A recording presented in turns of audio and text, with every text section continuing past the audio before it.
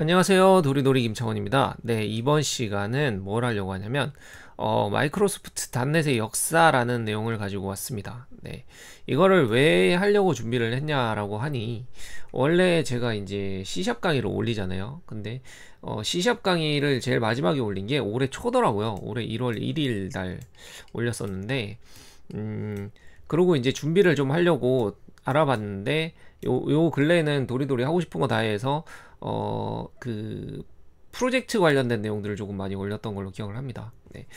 근데 이제 또 준비를 하려고 하다 보니까 누군가 어떤 구독하시는 분께서 DLL을 익스포트하고 임포트하는 방법을 알고 싶다. 뭔가 강의가 있었으면 좋겠다 라고 적어 놓으셔서 이 내용을 좀 준비를 하려고 했어요. 이 내용을 준비를 하려고 했는데 DLL을 익스포트를 시키고 클래스 파일을 만들어서 DLL을 익스포트 시키고 임포트를 하려고 하는데 임포트가 안 되더라고요. 네. 안 돼서 알아봤더니 제가 DLL 파일 같은 경우는 닷넷으로 개발을 했고요. 그 다음에 임포트 시키는 거는 닷넷 프레임워크로 임포트를 시키려고 했더라고요. 그래서 MEW 이렇게 뭐 이렇게 프레임워크로 임포트 시키려 했는데 보니까 버전이 달라서 발생한 문제였죠. 결국에는 버전이 달라서 발생한 문제고, 그러다 보니까 왜 버전이 이렇게까지 달라졌지? 예전에는 크게 신경을 안 썼는데, 그래서 조금 검색을 해봤습니다. 네, 검색을 해보고 이 내용을 먼저 다루고 넘어가는 게 실행의 오류를 줄일 수 있을 것 같아서, 예를 들면은 제 강의를 보고 DLL 익스포트랑 임포트를 하려고 했는데 안 되시는 분들 비슷한 사유일 것 같아서 이거 강의를 먼저 준비를 해봤습니다. 네. 먼저 역사에 대해서 좀 알아보려고 하는데, 마이크로소프트 닷넷이 뭐냐 부터 얘기를 해야 될 것 같아요. 예. MS에서 개발을 했죠. MS에서 개발을 했고요. 윈도우 응용 프로그램을 개발하는 프레임워크였어요.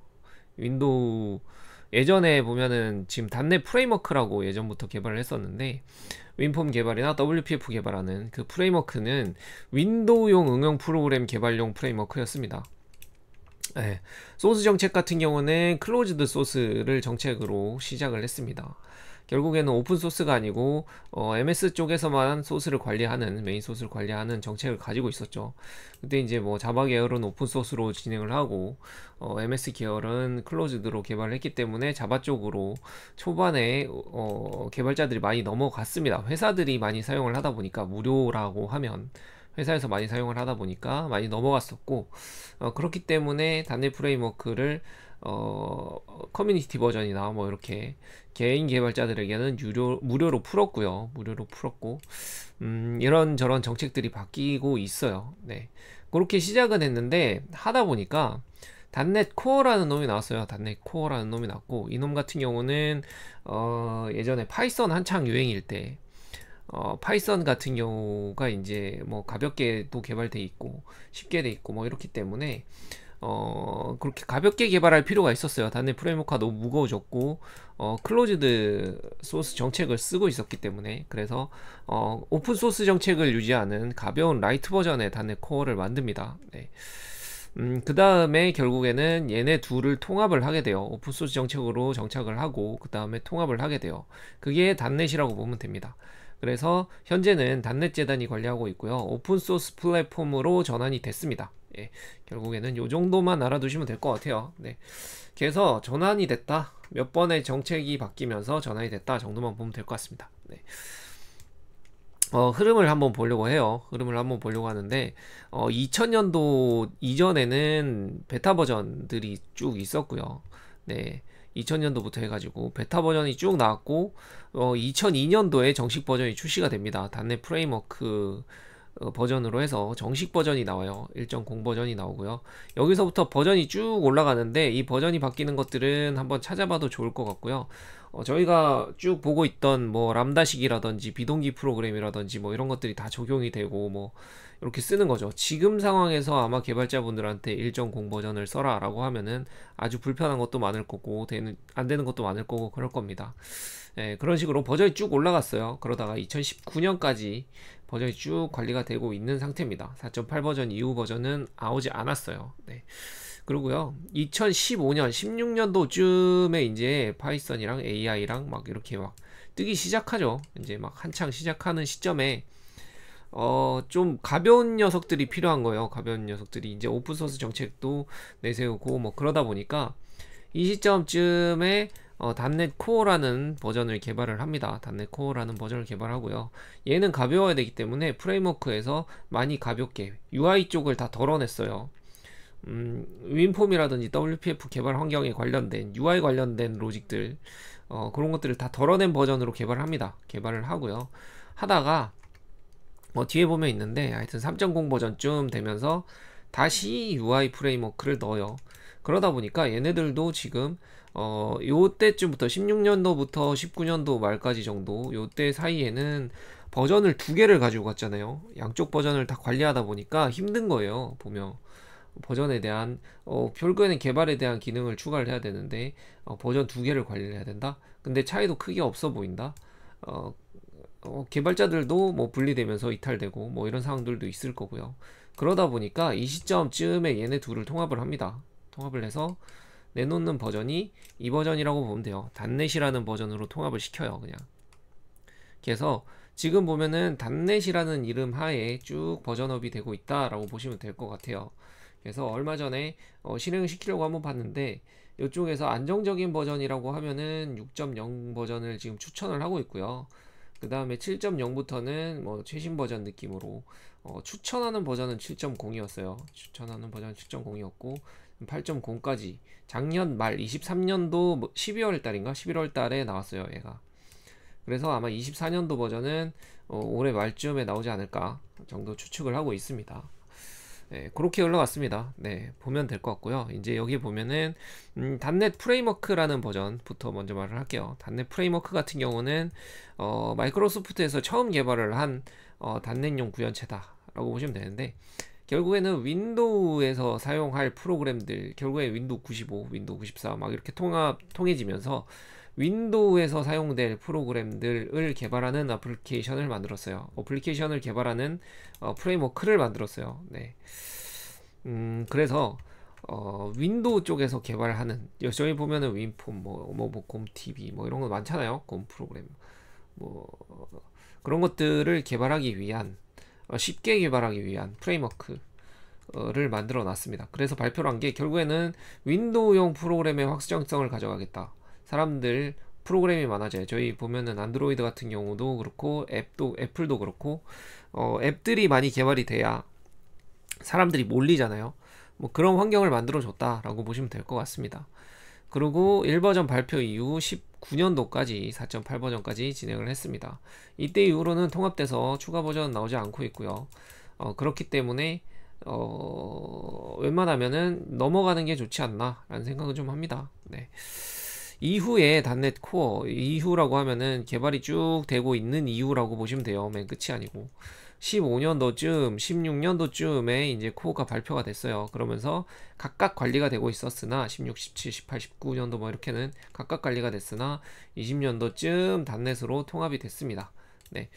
윈도우 개발 환경이 포함되었으나 라고 해놓은 거는 뭐냐면 이 닷넷에 대해서 윈도우용으로 개발할 수 있는 통합을 시켰기 때문에 개발하는 환경을 포함을 시켰으나 닷넷용 개발 환경은 별도로 만들었어요. 예를 들면 윈폼 실행하는 개발 환경 요 뒤에 적어놨는데 여기에 보면은 윈폼 개발용 환경이 있는데 윈폼용 개발은 닷넷이 들어가고요. 윈폼용 앱 중에서 닷넷 프레임워크라고 되어 있는 애들은 닷넷 프레임워크용 개발 환경이 들어갑니다. 네.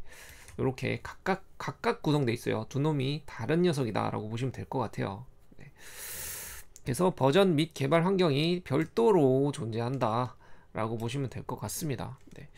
이후에 나온 15년도 16년도에 나온 닷넷 코어 같은 경우는 어떻게 되냐면 얘쯤에 말한 게 계속 말한 게 크로스 플랫폼들 여러가지 플랫폼들을 대응을 해야 되는 상황이 됐어요. 그렇기 때문에 엄청 가볍게 만들었습니다. 리눅스나 뭐 맥 등에서 실행할 수 있게. 결국에는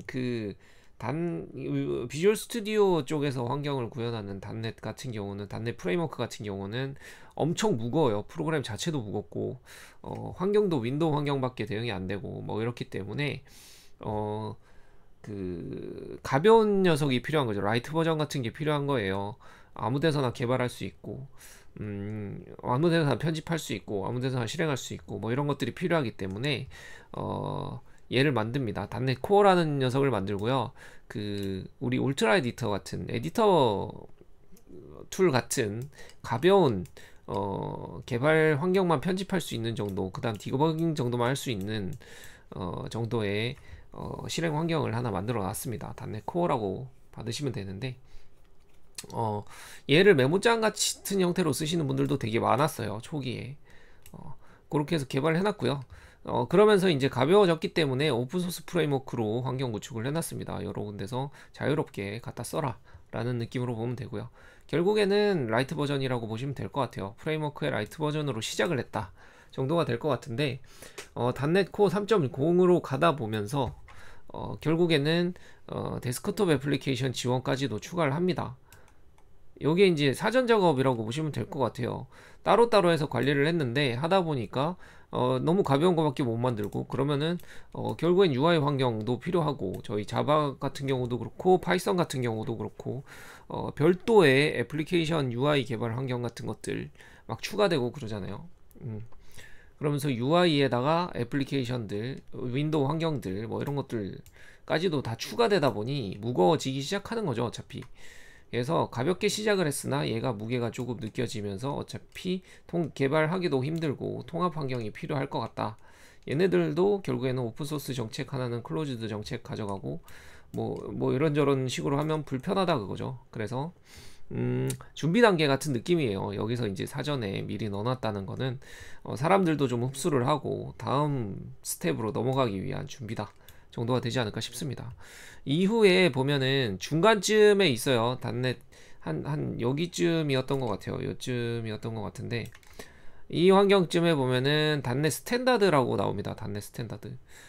결국에는 라이브러리용 API 규격들을 만든 거예요. 통합 규격이라고 보시면 될 것 같아요. 호출할 통합 펑션들에 대한 규격들 뭐 이런 것들을 정의해 놓은 내용이라고 보시면 될 것 같습니다. 통합을 위한 사전 작업일 것 같아요. 얘도 마찬가지로. 이렇게. 그래서 라이브러리를 개발하면은 작성하면 결국에는 요 환경들에서 다 같이 쓸 수 있게 통합 개발 환경을 만들겠다 라고 했겠죠. 여기에 보면은 단넷 프레임워크는 윈도우용, 코어는 크로스 플랫폼용, 그 다음에 엑스마린, 자마린 같은 경우는 우리 모바일 개발 환경으로 해서 흡수 합병을 했었죠. 네. 그래서 요렇게 통합해서 쓸 수 있게 만들어 놨습니다. 그래서 그 다음 나온 게 단넷이라고 보시면 될 것 같아요. 단넷. 여기 보면은 아까 스탠다드 버전 같은 경우는 5버전 이후에는 스탠다드 버전이 추가가 됐는데, 이하 스탠다드 버전 API들은 다 들어가 있다. API 규격은 다 포함을 하고 있다 라고 보시면 되기 때문에, 결국에는 여기에 단넷 프레임워크, 단넷 코어, 단넷 스탠다드 API까지 다 뭉쳐가지고 만들어진 것이 코어다, 단넷이다 라고 보시면 될 것 같아요. 단넷이다 라고 보시면 될 것 같고, 기존의 윈폼용 개발 환경인 단넷 프레임워크랑 그 다음에 단넷 코어를 통합 규격으로 합친 게 단넷이다 라고 보시면 될 것 같아요. 네, 그렇게 개발할 거고요. 그 다음에 개발 환경이 이미 추가되었기 때문에 저는 코어에서부터 발전됐다 라고 보시면 될 것 같아요. 이미 합치려고 준비를 하고 있었죠. 그래서 코어 차기 버전 정도로 생각을 하고 있습니다, 다들. 그래서 하고 싶은 얘기가 뭐냐, 결국에는 이렇게 준비를 해서 하려고 하는 얘기가 뭐냐라고 하면, 지금 보면은 단넷 프레임워크를 가지고 개발한 시스템들이 여전히 많을 겁니다. 엄청 많을 거예요. 만약에 현장 같은 데서는 엄청 많이 사용할 거예요. 저희가 단넷 프레임워크 처음 나왔을 때도 비주얼 베이직을 엄청 많이 썼었어요. 그 비주얼 스튜디오 환경으로 넘어가는 상황에서도 예를 들면 공장이라든지 뭐 이런 데는 소프트웨어를 파는 회사라든지 뭐 이렇게 하면 당연히 최신 소프트웨어를 보내도 좋지만, 특히나 사람의 목숨이나 자동화 설비 멈췄을 때 손해가 극심한 공장 같은 경우는 뭐 이런 것들에 대한 버그보다도 안정성이 훨씬 중요한 환경이란 말이죠. 그러다 보면은 이미 안정성이 검증된 조금 낡았지만 안전한 애들을 많이 사용을 해요. 그리고 소프트웨어 회사 같은 입장에서도 이 소프트웨어를 최신 버전으로 마이그레이션을 하는 데는 돈이 많이 들어가겠죠, 당연히. 기능 버그도 많을 거고. 그렇기 때문에 장기를 보면은 이동을 해야 되겠으나 단기적으로 봤을 때는 이동하기 쉽지 않은 환경이었을 겁니다. 지금도 마찬가지라고 봐요. 그렇기 때문에 현장에서는 여전히 단넷 프레임워크를 많이 쓰고 있을 거예요. 많이 쓰고 있을 텐데 이 차이들이 많이 벌어지게 되면 얘네들은 최신 기술들을 계속 반영을 하겠지만 얘네들은 최신 기술들이 반영이 안 되겠죠. 그러다 보면은 개발자 유입이 점점 떨어지고요. 개발에 대한 질도 좀 나빠질 겁니다. 네, 그렇기 때문에 어쨌든 저쨌든 넘어가긴 해야 될 거예요. 이미 한 4년, 5년이 지났다라는 환경에서는 그렇게까지 많은 시간이 남지 않았을 거라고 생각이 돼요. 하지만 프레임워크는 현장에서 여전히 많이 사용되고 있으니 프레임워크 쪽 개발을 할 수밖에 없는 상황이나 개발 방법이나 뭐 이런 것도 비슷할 겁니다. 많이 되어 있으나 그러나 새로운 프로젝트를 하거나 새로 진입하시는 분들, 그 다음에 새로 뭔가를 시작을 하시는 분들, 가능하다면 규모가 작거나 하면 단넷 버전을 쓰는 게 좋지 않을까 라고 생각합니다. 6버전이라고 돼 있는 거는 마이크로소프트 쪽에서 안정화 버전이라고 선언을 했기 때문에 6버전이라고 적어 놓은 거고요. 그래서 단넷 버전을 쓰는 게 좋지 않냐 라는 생각이 듭니다. 그래서 제가 올렸던 강의들 이나 앞으로 올릴 강의들 같은 경우는 가능하다고 하면 저는 어디 갔지? 여기다. 가능하다고 하면은 단넷 프레임워크 버전은 사용을 지향을 할 거고요. 그 다음에 단넷 버전을 사용을 지향을 할 겁니다. 단넷 버전 사용을 조금 해보려고 해요. 환경을 실행시켜 봤는데 조금 다르더라고요. 근데 구성이 다른 거고 결국에 쓰는 거는 대동소이하다고 판단이 돼요. 같은 맥락에서 빠졌기 때문에. 그래서 이쪽으로 한번 올릴 거기 때문에 미리 사전에 짚어가는 내용이었다 정도만 생각해 주시면 좋을 것 같습니다. 네, 이번 시간은 이 정도로 마무리를 하고요. 다음 시간에 DLL 임포트하는 내용을 가지고 돌아오도록 하겠습니다. 네, 수고 많으셨고요. 다음 시간에 인사드리도록 하겠습니다.